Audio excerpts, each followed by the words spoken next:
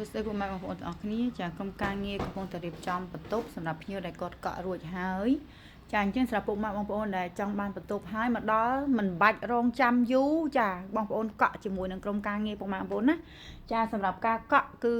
ពុកម៉ែបងប្អូនចាបើសិនជាស្នាក់នៅចាប់ពី3យប់ឡើងនឹងទទួលបាន promotion បន្ថែមចាសម្រាប់ពុកម៉ែបងប្អូនចាអញ្ចឹងពុកម៉ែបងប្អូនដែលកក់បន្ទប់អាចតំណតំណងបានតាមរយៈលេខ011 966 888 966 525សម្រាប់សាខាបឹងគីងកងចាអញ្ចឹងសម្រាប់ពុកម៉ែបងប្អូនដែលមិនចង់ថាមកដល់ខចាមកដល់គឺមានបន្ទប់ភ្លាមតែម្ដងកុំភ្លេចពុកម៉ែបងប្អូនធ្វើការកក់បន្ទប់ទុកជាមុនចាតាម Telegram 010 555 803សម្រាប់សាខាបឹងគីងកងចាបន្ទប់ខែ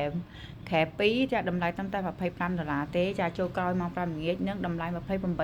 រាប់ពុកម៉ែបងប្អូនចូលមុនម៉ោង5ល្ងាចចាអញ្ចឹងអាចពុកម៉ែបងប្អូនអាចធ្វើការតំណតាមរយៈលេខដែលចាប្រាប់ចាកក់មុននឹងមកដល់មានកន្លែងស្នាក់នៅចាសំរុំតែម្ដងអាចបានបន្ទប់ស្អាតទៀតណាពុកម៉ែបងប្អូនណាចា